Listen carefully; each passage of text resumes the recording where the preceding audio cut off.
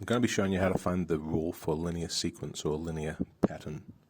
So here's an example, 11, 13, 15, and we're going to call them the terms, and then we're going to give them a position in the pattern, which is given by n, 1, 2, 3, 4, 5. If we want to find the sixth term in the pattern, well, you can probably see that this number is going to be 21. And how do you know that? Well, probably because you can see that every time the pattern goes up by 2. So to write the rule, we can check first, do we have a constant difference? Yes, then it's a linear pattern, and that's going to enable us to write our rule, t equals, and we put the number in front of the n that is the constant difference. So this 2 goes in front of the n, so our pattern is t equals 2n. Now we just have to check our pattern out.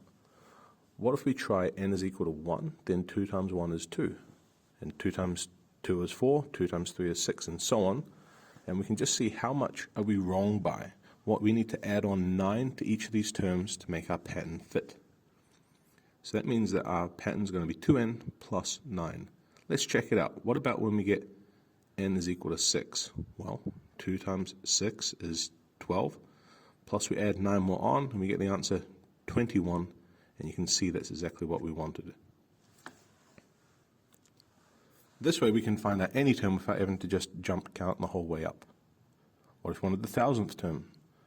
Well, 2 times 1,000 plus 9 equals 2009. So that's our answer without having to do counting all the way up to 2000. Let's try another example. Negative 14, negative 11, negative 8, negative 5, and that can be our terms. We can put them in a table if we wish. We can see that the first term, second term, third term, fourth term. What's the fifth term going to be? And the sixth term is going to be 1. And how do you know that? Well, you can see that every time it has a constant difference of 3. So put that 3n, and then we can just try out our rule, see if it works. 3 times 1 is, if n is equal to 1, then 3 times 1 is 3, 3 times 2 is 6, 3 times 3 is 9. We can see that we just need to subtract 17 from our numbers here to make our rule fit. Let's try it out. 3 times 5 minus 17 is negative 2, and yes, it works. And we can use it to find out any term we want. 3 times 10 minus 17, the 10th number in this pattern is going to be 13. And it doesn't matter even if our numbers are decreasing, like 48 down to 43. You can see that this pattern is decreasing.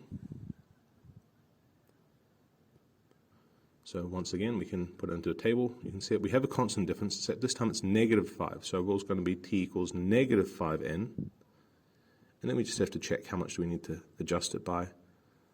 So we just need to add on 53, which you can check.